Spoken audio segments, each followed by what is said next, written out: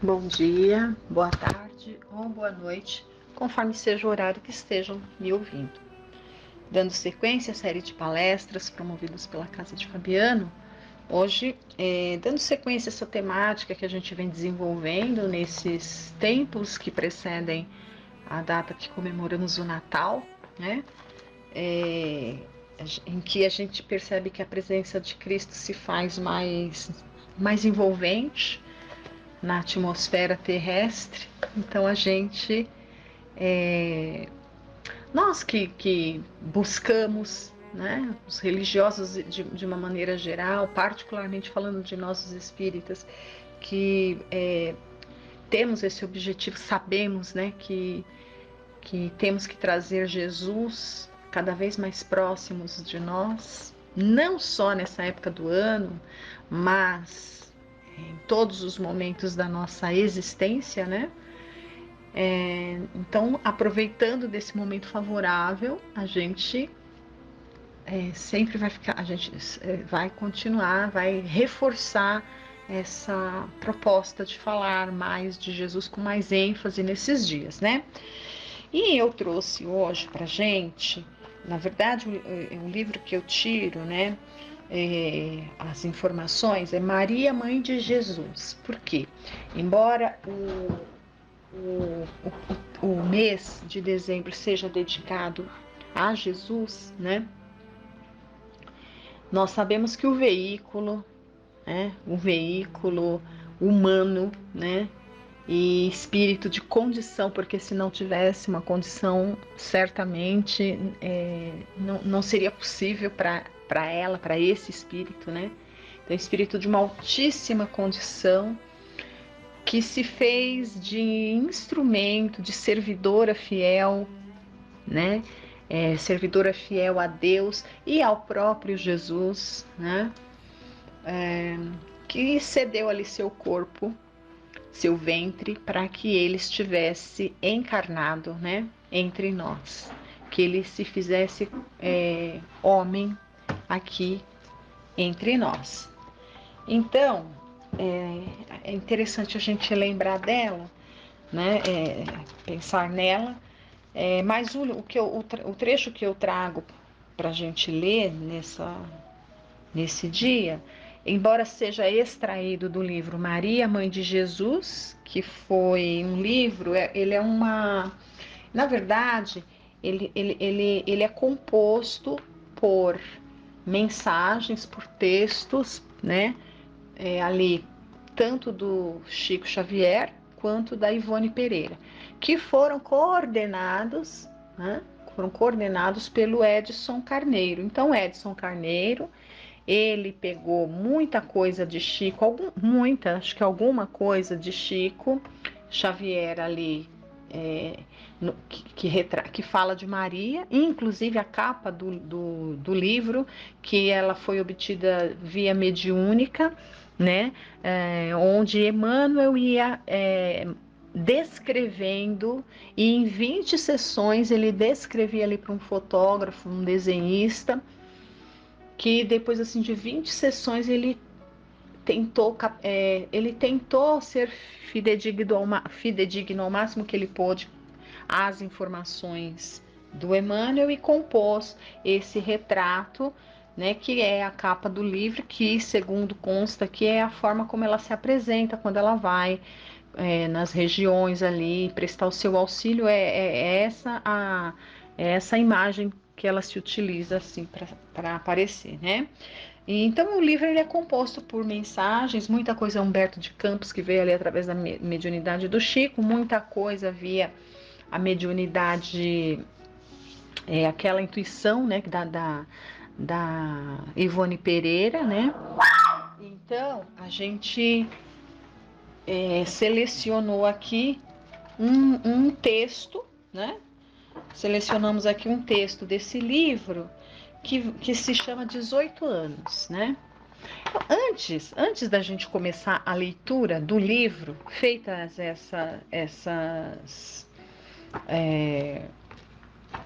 essas explicações preliminares, eu gostaria de ler aqui o último parágrafo da introdução do livro, né?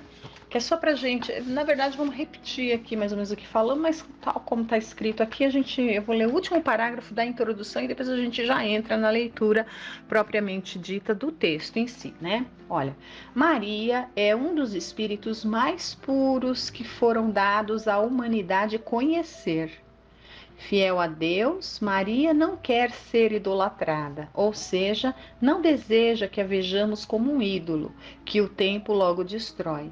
Solicita que a consideremos como criatura de Deus, cooperadora de Jesus, na edificação de seu reino, que está sendo construído no coração humano, e que trabalhemos com ela na tarefa de amor que é nossa redenção e a dos nossos irmãos de humanidade.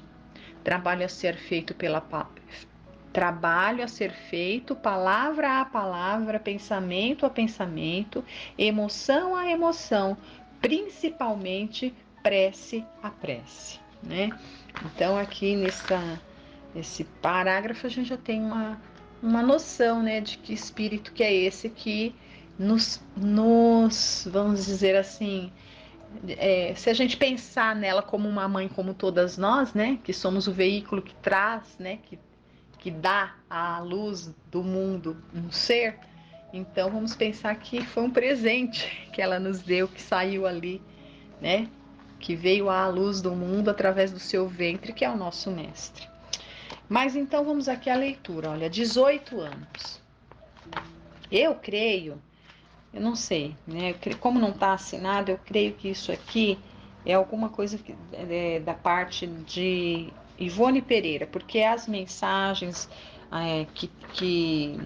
que vieram ali pela via mediúnica do Humberto de Campos, pela via mediúnica do Chico Xavier, tem a assinatura embaixo do autor espiritual, né? No caso aqui sempre Humberto de Campos.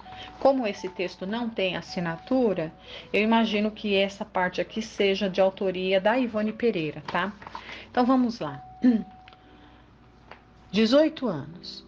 O Novo Testamento não nos dá notícias do período de 18 anos que medeia entre os 12 anos de Jesus e o início da sua vida pública aos 30 anos de idade. Então, na verdade, esse texto não vai falar de Jesus quando ele tinha 18 anos.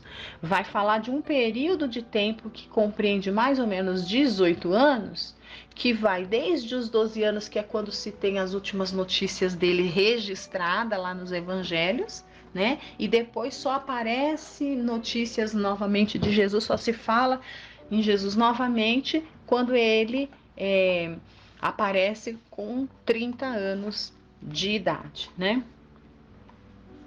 Então, olha, alguns acham que a hipótese de, durante esse período, Jesus ter se dedicado ao trabalho na carpintaria em auxílio dos pais seria um exemplo menor. No entanto, reflitamos. Para aquele que disse, meu pai trabalha até agora e eu trabalho também, esse exemplo não seria harmonioso com o resto da sua vida humilde e dedicação absoluta ao bem? Então, na verdade, está fazendo a gente chegar a algumas reflexões, né? Então, tem gente que fala que... tem gente que menospreza o fato dele ter levado a vida dele normal, fazendo as coisas normais ali, como uma pessoa comum, né? Trabalhando, e ele ia trabalhar em quê? Ele trabalhava na carpintaria, que foi o que ele aprendeu dos pais, né? Então, dada a sua grandeza espiritual, tem gente que acha que há um mistério envolvendo sobre o que é que ele ficou fazendo. Ele deve ter feito como que um espírito daquela condição ficaria durante 18 anos como carpinteiro, né? Então, se a gente fosse usar esse raciocínio, a gente também pensaria, como é possível o Redentor da humanidade, o Filho de Deus, nascer numa manjedoura? Imagina, né? Então, assim, não estamos afirmando que sim, né? Mas eu acho que é plausível, né? A conclusão aqui é que sim, perfeitamente é plausível que tenha sido isso mesmo. Ele tenha lá levado a vida dele de uma maneira normal, comum, né? Trabalhando como carpinteiro, né? até o momento que era chegada a hora, porque tudo tem hora, né? A missão dele não era uma missão para muito tempo.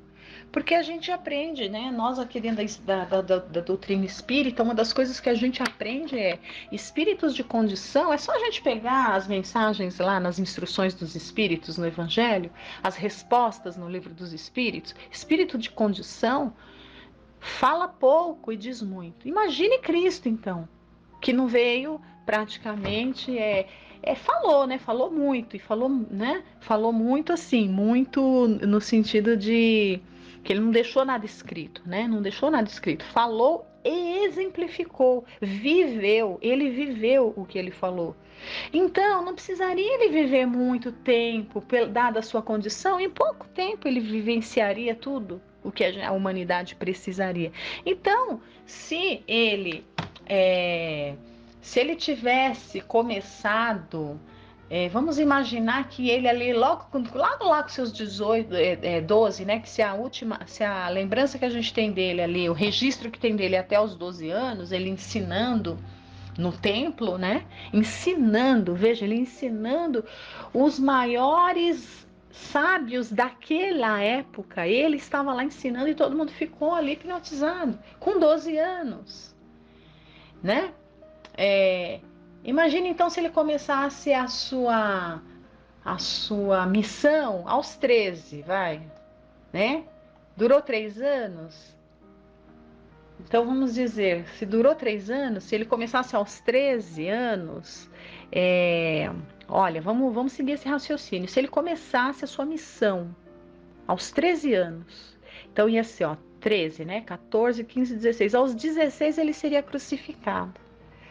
Será que a história, será que o cristianismo teria algum crédito? Ai, aquela criança, um garoto, né? Do jeito que não, nossa, se ele sendo um homem que era, um espírito que era, acontecendo as coisas no momento em que aconteceram, no auge da maturidade humana, da produtividade humana, não é isso? A idade dos 30 anos ali você já é uma pessoa que está experiente, né?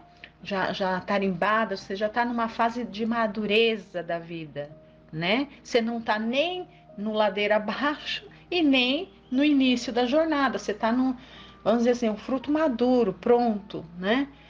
Então, tem tudo isso que a gente tem que pensar. Será mesmo que se ele começar, será que ele estava se preparando? Tem gente que fala teorias até mais absurdas, que ele estava se preparando entre os essênios. Eu nem sei se no texto mais para frente vai falar que ele estava se preparando entre os essênios, que ele estava aprendendo com os essênios, né? E nós sabemos que ele é o mestre, ele não se preparou, ele já estava preparado, ele já veio totalmente pronto para cá. Ele não aprendeu com ninguém, ele veio para ensinar a todos, né? Então, as teorias que se criam a respeito dessa coisa de Jesus, o que ele fez dos 12 aos 30 anos, né? Por que não se tem notícia, por que não se fala? Ele estava vivendo a vida dele, não estava se preparando para nada, ele estava vivendo a vida dele, porque em vários momentos do evangelho fala, ainda não é a hora, tinha que ser a hora, por esse motivo. Se fosse antes, não teria credibilidade, né? Se no momento, com a idade dele de um homem adulto, né? Até hoje, tem gente que duvida, tem gente que não dá credibilidade. Imagine se ele tivesse feito a sua tarefa lá, né, na juventude, novinho. Então, vamos continuar a leitura. Então, aqui, na verdade, esse parágrafo, quando ele faz essa pergunta, ele faz a gente, né, para a gente perguntar, mas qual é o absurdo dele estar, né, trabalhando como uma pessoa comum? Ele não veio destruir a lei, né? Ele viveu como um homem comum vivia. Então, aqui, olha, vamos continuar. São perguntas que a gente vai tentar refletir aí, pensar nas respostas, né? Que, na verdade, a gente nunca vai ter, é isso, é aquilo outro. É o nosso sentimento, é a nossa razão, é o bom senso que vai nos dizer, e o que importa não é isso. O que importa é seguir o que ele deixou, é fazer o que ele nos ensinou e espera que façamos, né? Mas vamos aproveitar esse período para ficar refletindo mais, né? E nesse intervalo, o que teria acontecido com Maria? Teria tido outros filhos carnais? Aqui, na verdade, o livro fala de Maria, né? Então vamos lá. O Novo Testamento é vago sobre este ponto. Mateus menciona referências a irmãos de Jesus quando pregava na sua terra. Chegando Jesus à sua pátria, ensinava nas sinagogas de maneira que se admiravam e diziam: não é este o filho do carpinteiro? Não se chama Maria sua mãe? Seus irmãos são Tiago, José, Simão e Judas? Não está entre nós suas irmãs? Então, né, tem as notícias de que quando eles chegavam, quando se perguntava a respeito dele, perguntava dele e da família dele. Nessas de falar da família dele, cita nome de irmãos, né? E nós sabemos que tem até aquela passagem, quem é minha mãe, quem são meus irmãos, que eles foram atrás de Jesus buscá-lo, né? Então vamos lá. 3 explicações são possíveis. Na língua de então, a mesma palavra designava tanto o que chamamos hoje de primos, quanto o que chamamos de irmãos. Neste caso, os irmãos de Jesus seriam seus primos. E outra teoria, né? Essa é uma teoria, que a palavra que eles usavam para falar dos irmãos era a mesma palavra que se referia ali a primos, né? A outra teoria, José, o esposo de Maria, seria casado em segundas núpcias. Neste caso, os irmãos de Jesus seriam apenas por parte de pai, é uma possibilidade. E a terceira, Maria teria tido outros filhos depois de Jesus. Então, são 3 hipóteses aqui. O organizador deste pequeno trabalho escolhe em caráter pessoal a explicação número 1, embora o fato de ter mais filhos em nada desmerecesse a mãe de Jesus. A prole extensa só engrandece a mulher. Mas é importante que Maria, pelos laços do coração, é mãe de toda a humanidade. Então aqui é uma opinião pessoal, né, do Edson Carneiro, que é o coordenador, né? No Novo Testamento, após o início da vida pública de Jesus, há uma única breve menção a José, feita em Mateus, o que levaria a crer que ele partiria para a pátria espiritual no intervalo que medeia entre os 12 e os 30 anos de Jesus, né? Então, aqui está dizendo que um fato que se conhece, que se supõe, na verdade, que teria acontecido nesse período, que José teria desencarnado nessa fase, né? O que, vamos aqui, né, pensar, até reforça o que nós lemos no primeiro parágrafo, né? De que dizia que nesse período, nesses 18 anos entre os 12 e os 30, ele ficou trabalhando como carpinteiro. Então, se José desencarna nesse período, um motivo a mais para ele assumir as responsabilidades ali junto à sua mãe, né? Ele passou então a ser quem? O provedor da casa, né? Na ausência de José, né? De seu pai terrestre aqui, José. Ele teria que assumir, porque como que eles iam viver? Tinha que ter alguém lá, um homem para trabalhar e sustentar e tudo mais. Então,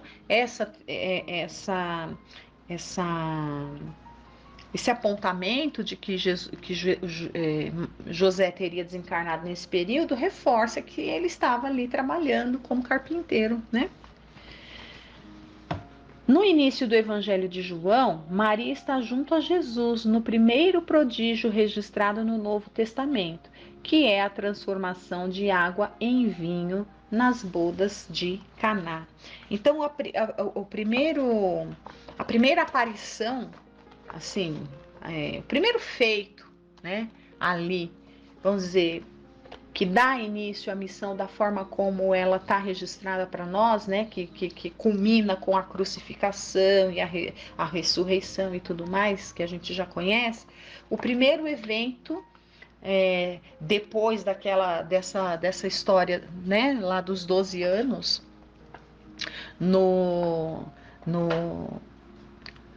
no templo, né, em que ele ensinava, estava lá ensinando os sacerdotes aos 12 anos. Então, o primeiro evento que se tem notícia é o milagre das bodas de Caná, né? Milagre, a gente sabe, né? O nome é a forma como a gente chama efeitos ali que não se tem explicação. Então, ocorreu ali um efeito físico, promovido por Jesus, né? Em que numa festa de casamento, que era algo assim muito, muito importante, significativo e representativo para a sociedade judaica ali, né? Pelos costumes judaicos da época, casamento era uma coisa assim fora, né? Um valor muito, muito valorizado, assim, era algo muito valorizado, né? Então, numa festa de casamento em que estavam ali convidados, né? Jesus estava convidado, Maria estava convidada, é, o vinho era pouco e não podia faltar vinho. Pegava muito mal faltar vinho numa festa de casamento, né? Não era de bom tom isso daí. Então o vinho estava acabando, eles estavam ali meio que desesperados e é, Jesus então ele opera ali um milagre, né? Um efeito físico, né? Uma transformação ali dos fluidos, no caso, e transforma aquela água em vinho, uma modificação ali, ele consegue uma modificação ali dos fluidos, né? E isso se torna ali possível. Então foi a primeira coisa que todos já, que aí que o tornou um pouco público. E a partir daí tudo culmina ali com é, a crucificação, a ressurreição e tudo mais que a gente vê, né? O Consolador Prometido e tudo mais. Já deu tempo aqui, mas é interessante a gente. Estou me recordando aqui de um livrinho que eu li, muito, muito, muito interessante, lindo, um dos livros, na verdade, assim, mais bonitos que eu já li, né? Então o livro chama A Grande Esfera. Eu me levantei aqui para pegar o livro, né? Então esse livro, A Grande Espera, ele é um livro do Eurípides Barçanufo, Espírito, psicografado pela Corina Novellino, né? Então esse livro é um livro belíssimo. Ele conta a história, ele narra ali a história dos essênios, né? Não a história toda dos essênios, mas ele fala ali brevemente um fato que aconteceu naquele período entre os essênios. Eu não vou ficar contando o livro aqui, né?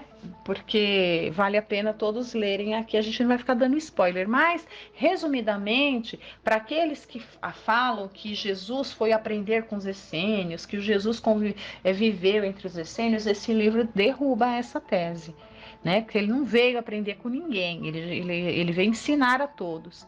Mas sim, ele esteve, segundo esse livro, ele esteve um breve curto período, um breve período. Ele passou dias, mas dias mesmo, tipo 2 dias, sei lá, 3 no máximo, né? De passagem ali entre os essênios.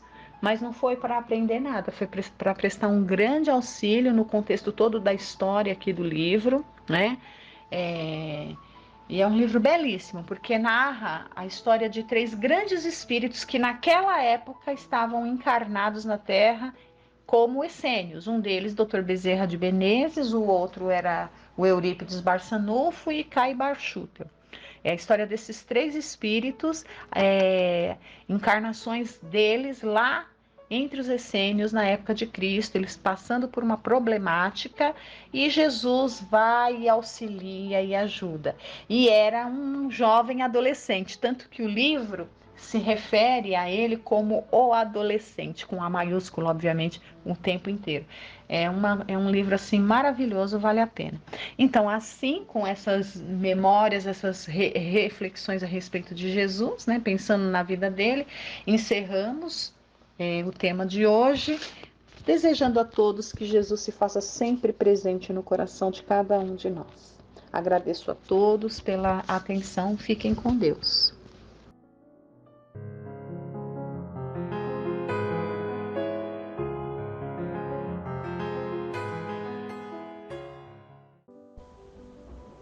Boa noite a todos.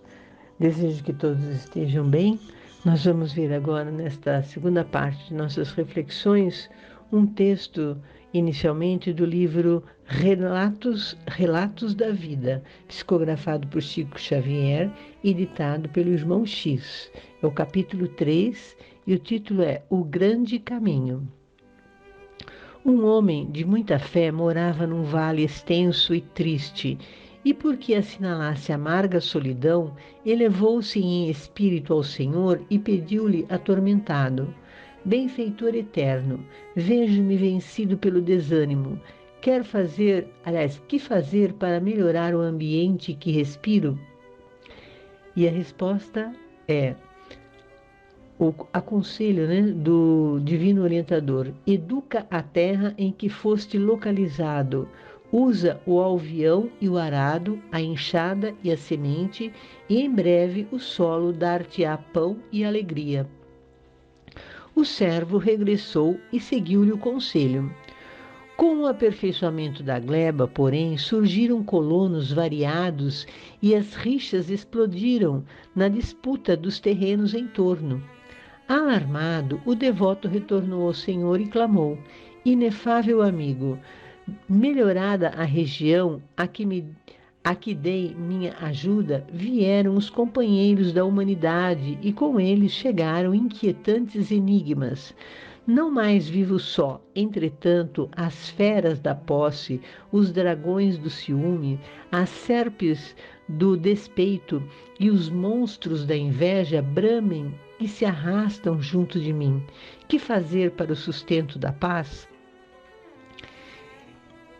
Então determinou o magnânimo interpelado: educa os irmãos que te cercam a experiência e explica-lhes que o sol brilha para justos e injustos, que o trabalho sinceramente respeitado e bem dividido faz a riqueza de todos e que sem a cooperação fraternal o dever é um cárcere insuportável. Usa a escola e o livro, a palavra e a própria virtude. O tempo assegurar-te-á harmonia e vitória. O crente agiu com consonância com o ensinamento recebido e, porque prosperasse o encanto social da colônia, desposou uma jovem que lhe parecia responder ao ideal de ventura. No entanto, com o casamento vieram os filhos e os problemas. A alma da companheira sofria incompreensível divisão entre ele e os rebentos do lar que o crivaram de pesares e preocupações. Aflito, voltou à amorosa presença e solicitou: Todo compassivo, tenho minha alma sangrando de sofrimento. Como proceder para encontrar o equilíbrio junto da mulher e dos filhos que me deste? Então disse o abnegado condutor: educa-os e alcançarás a bênção merecida. Através de teus próprios exemplos, usa a boa vontade e a renúncia e atingirás um dia o fruto de preciosa compreensão. O trabalhador desceu à terra e atendeu à advertência. Contudo, com o crescimento da família, multiplicada agora em lares diversos, notou que os parentes padeciam desarvorados a visitação da enfermidade e da morte. Agoniado, compareceu diante do Senhor e implorou: Protetor infatigável, estou conturbado e em pavoroso desalento. Os corações que me confiaste tremem de angústia e medo ante a ventania gelada do túmulo. Que fazer para consolá-los e obter-lhes conformação? E o mentor celeste respondeu: educa-os para a vida, cujas provas são lições de subido valor. Ensina-lhes que a doença é um gênio benfazejo e que o sepulcro é passagem para a imortalidade triunfante. Revela-lhes, porém, semelhantes verdades com a tua própria demonstração de coragem e submissão incessante à infinita sabedoria. O homem tornou ao seu campo de luta e devotou-se à tarefa que lhe cabia com humildade e bom ânimo.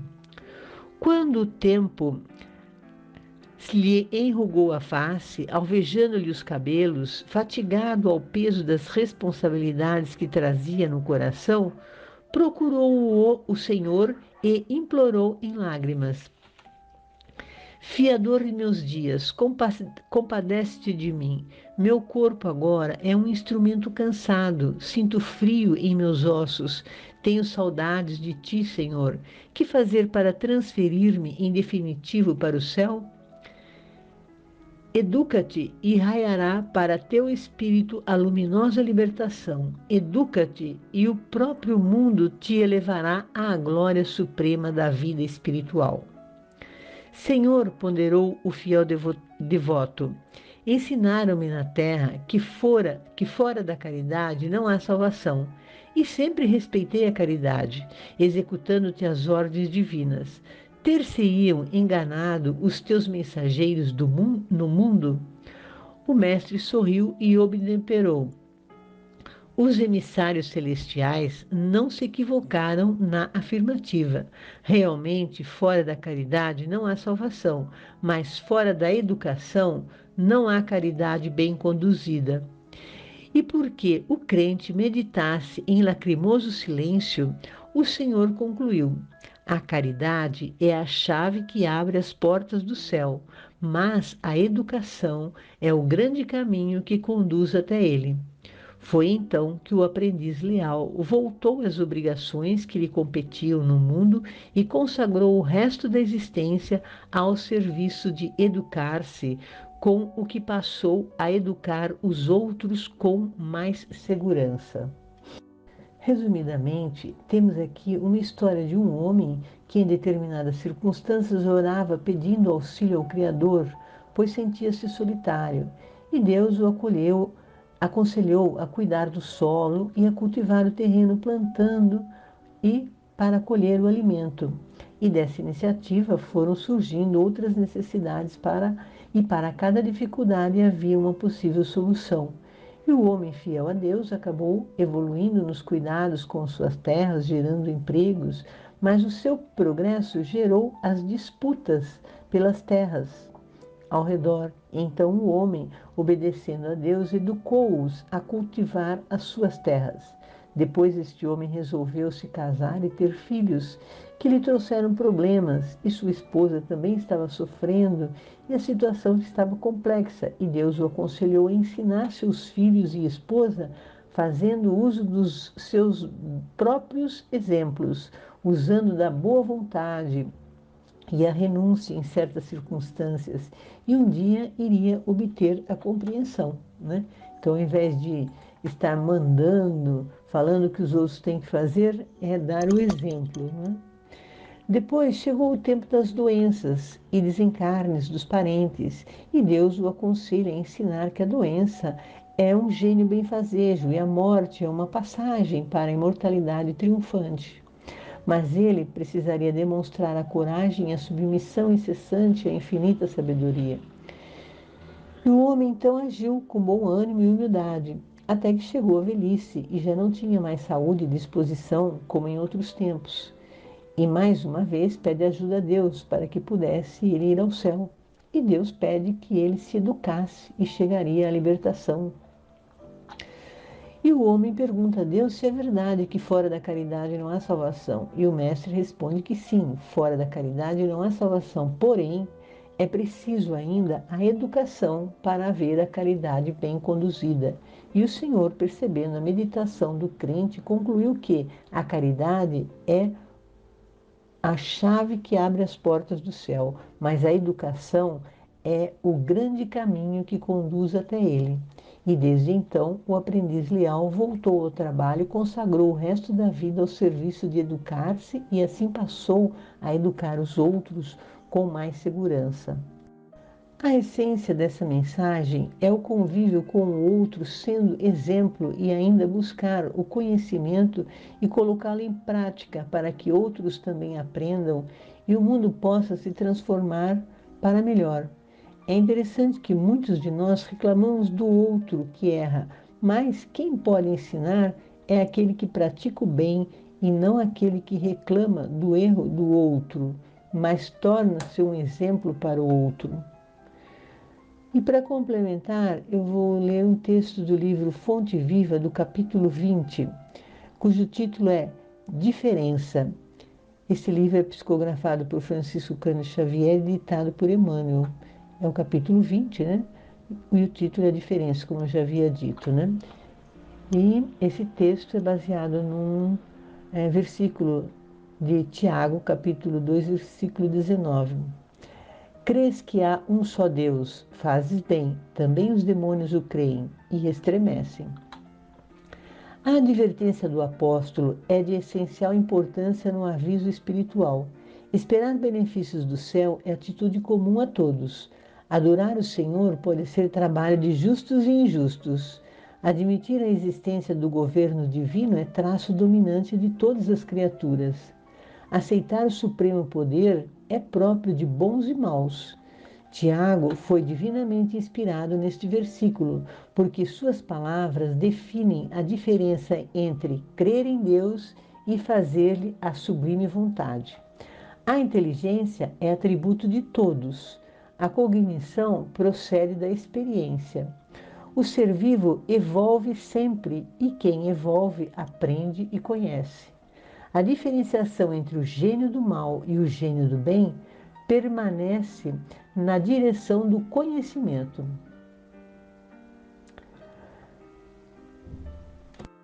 O demônio, como símbolo de maldade, executa os próprios desejos, muitas vezes desvairados e escuros. O anjo identifica-se com os desígnios do Eterno e cumpre-os onde se encontra. Recorda, pois, que não basta a escola religiosa a que te filias para que o problema da felicidade pessoal alcance a solução desejada. Adorar o Senhor, esperar e crer nele são atitudes características de toda a gente.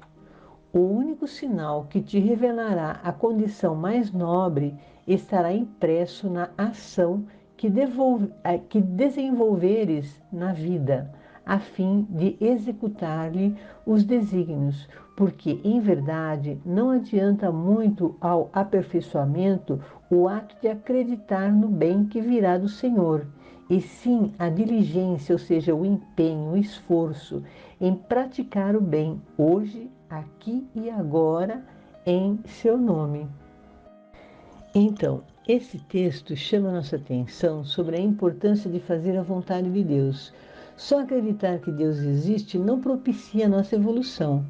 É verdade que Deus tem recursos de nos impulsionar, de nos sentirmos na obrigação de progredir, mas aquele que procurar realizar seu progresso confiando e contando com o amparo divino, progride mais rapidamente.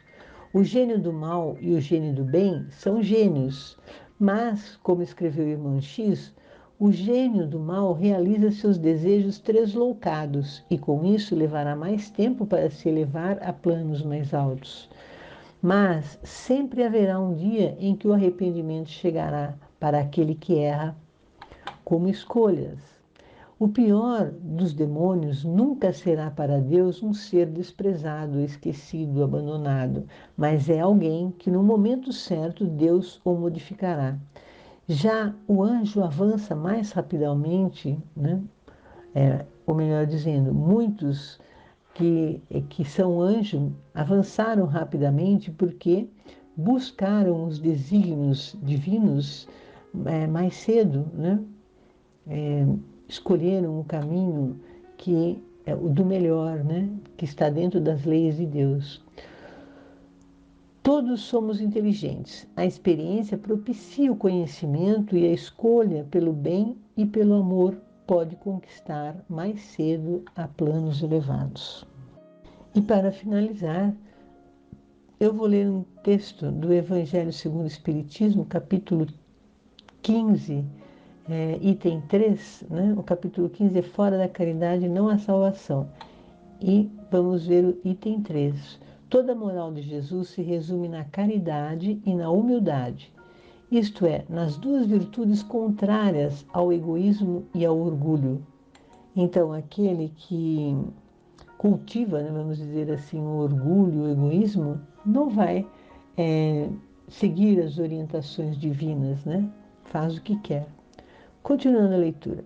Em todos os seus ensinamentos, ele aponta essas duas virtudes como sendo as que conduzem à eterna felicidade. Bem-aventurados, disse, os pobres de espírito, isto é, os humildes, porque deles é o reino dos céus. Bem-aventurados os que têm puro coração. Bem-aventurados os que são brandos e pacíficos. Bem-aventurados os que são misericordiosos. Amai o vosso próximo como a vós mesmos. Fazei aos outros o que quereríeis vos fizessem. Amai os vossos inimigos. Perdoai as ofensas, se quiserdes ser perdoados. Praticai o bem sem ostentação. Julgai-vos a vós mesmos antes de julgares os outros. Humildade e caridade, eis o que não cessa de recomendar, e o de que dá ele próprio o exemplo.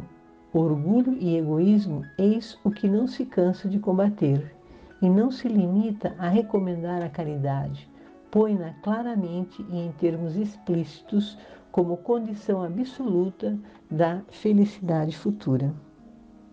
Que possamos, então, através dessas mensagens, renovarmos os nossos pensamentos, os nossos sentimentos e refletirmos sobre as nossas ações e também sobre as nossas ausências diante de certos momentos. Boa semana a todos.